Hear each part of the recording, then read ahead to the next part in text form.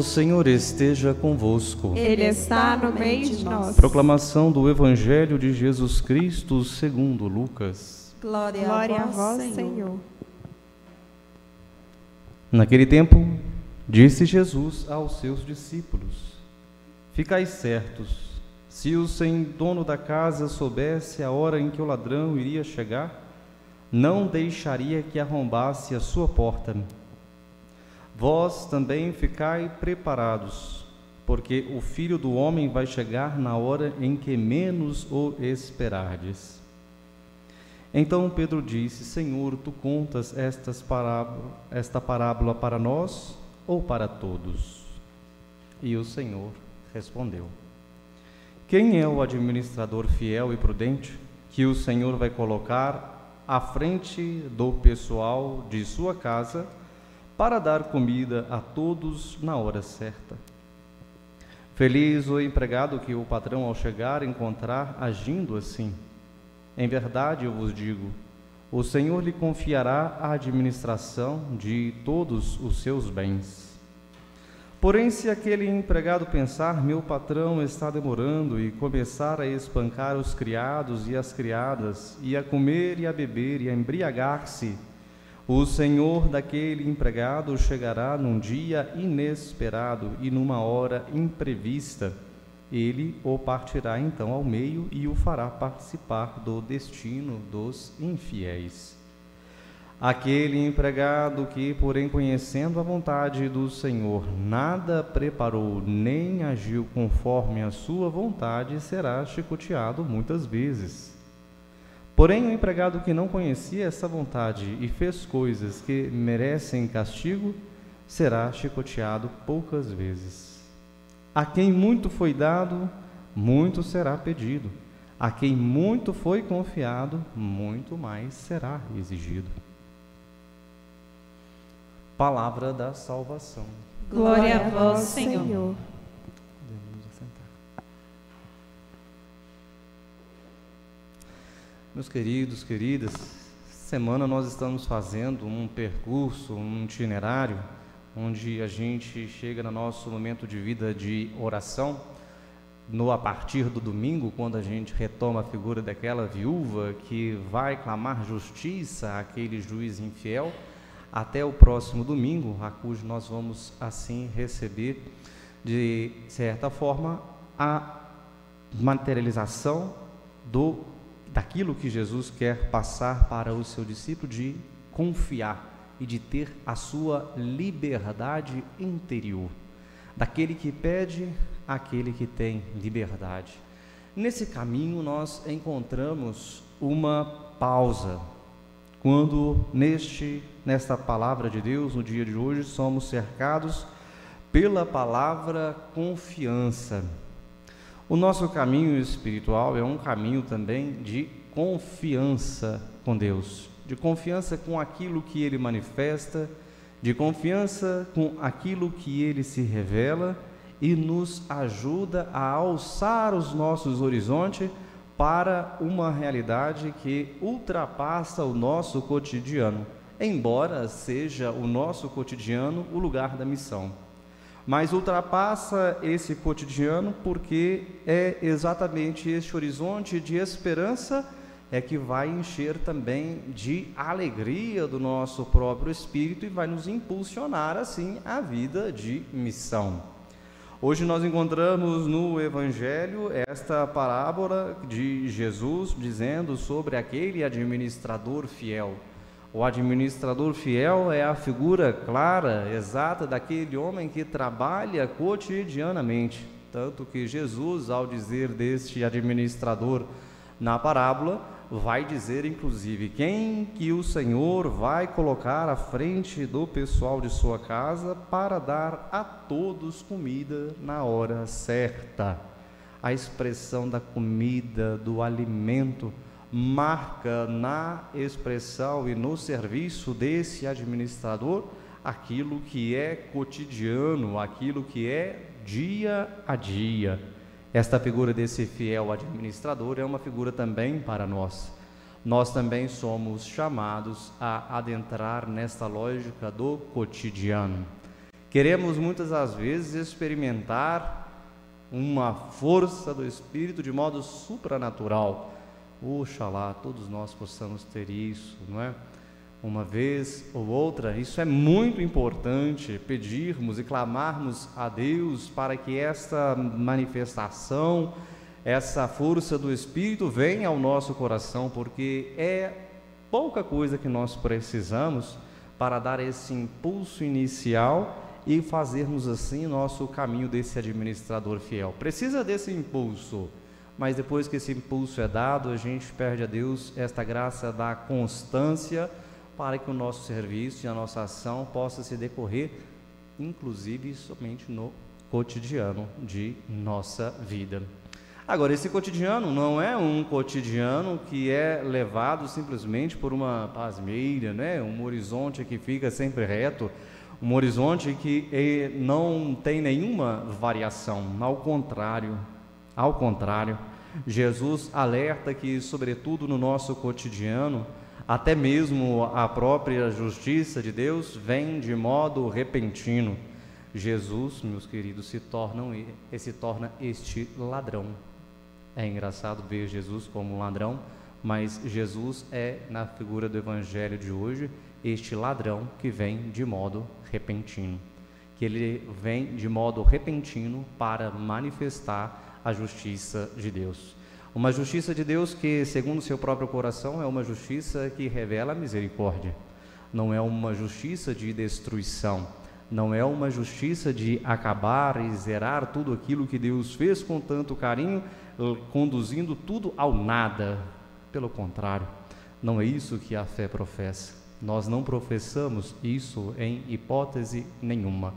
Nós professamos, no horizonte de nossa fé, uma redenção de tal forma que tudo aquilo que está na lógica do pecado adentra de novo na lógica da graça.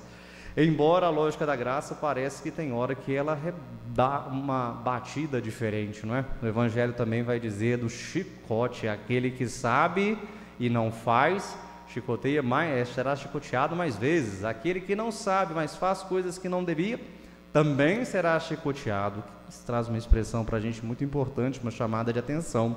Primeiro, para nós que temos a vivência da fé e que através da palavra de Deus, nós vamos assim conhecendo o que a palavra de Deus e a vontade de Deus se manifesta, sobretudo na pessoa de Jesus Cristo. Jesus Cristo, como um coração humano e um coração divino, vai revelar para o ser humano a vontade do próprio Pai. E nós devemos assim ter a consciência que nós estamos recebendo esse conhecimento da parte de Deus. Agora, existe também uma realidade que o Evangelho coloca para nós, que nos chama a atenção, que é aqueles que não conhecem, mas que também serão chicoteados. Mas que senhor bravo, não é mesmo? De fato, o que é essa? Quem são esses que às vezes não conhecem, mas fazendo coisas erradas também o Evangelho diz que será chicoteado? É aqueles e também, inclusive nós, que temos consciência, a consciência do bem, a consciência do mal que está no nosso coração, que está no íntimo do sacrário do ser humano, como diz a própria Igreja. É esta consciência que nos leva à condição de olhar o que é bem e o que é mal. A Sagrada Escritura vem como este grande auxílio para a nossa consciência, para tornar ainda mais claro o que é bom e que não é. A experiência do povo de Deus no Israel, a experiência do povo de Deus no Evangelho e nas outras partes do Novo Testamento, quer vir em nossa consciência para que a gente possa assim desdobrar-se nesta vida que Deus quer para nós, que se revelou em Jesus. Na primeira leitura a gente encontra o apóstolo Paulo dizendo e convidando, sobretudo aos romanos, a adentrarem também nesta lógica, uma lógica de graça, uma lógica de oferta. Oferecei-vos a Deus como pessoas que passaram da morte à vida. Queridos, todas as vezes que temos a nossa consciência que alguma coisa que nós fazemos não está correta, né? e ainda nós assim vamos repetir esta lógica, nós estamos assim nas estruturas do pecado, nós estamos assim ainda presos a uma antiga lei do nosso coração que também nos faz escravos. O pecado, quando repetido continuamente, nos faz escravos dele. E bem diz, não é, a psicologia, que quando nós realmente repetimos um ato, muitas das vezes, nós nos condicionamos. É tão engraçado, tem uma frase de Aristóteles que fala assim, olha, a virtude e o vício, eles vêm pelo mesmo caminho, ele vem pela repetição. Então, quanto mais repetimos aquilo que é bom, o nosso espírito se condiciona a continuar fazendo aquilo que é bom. Mas quando mais repetimos aquilo que é ruim, também o nosso espírito se adequa a repetir essa estrutura de maldade, de ruindade que manifesta na nossa vida. São Paulo vai relembrar aos romanos que agora nós já não somos mais escravos do pecado, porque a misericórdia de Deus foi derramada em nós. Antigamente, através da própria lei, a lei fala que é errado e a pessoa fica com aquela consciência do erro, mas veio o próprio Senhor para libertar e apaziguar esta dívida, esse débito que existe entre a humanidade e o próprio Criador, dizendo, agora tudo está apagado, tudo está assim zerado, pois eu dei o meu próprio sangue em favor de toda a humanidade. Abriu-se para nós um novo regime, não mais um regime da lei que mostra pelas suas consequências o nosso pecado, mas abriu agora um regime da graça, que vivendo as bem-aventuranças de Deus, também se mostra o Espírito e nós assim vivendo na graça de Deus. Queridos, nós nesta Eucaristia devemos pedir a Deus que possa a cada um de nós sentirmos assim livres e na possibilidade de nos libertar de toda qualquer estrutura interior que nos comete ao pecado, que nos comete a vida de distância, com distância de Deus, para que a gente possa viver constantemente neste auxílio, nesta vida nova. A Eucaristia, a palavra de Deus, é esta força, é esse sustento, é o auxílio cotidiano que o salmista também vai nos dizer. O nosso auxílio está no nome do Senhor que fez o céu e fez a terra.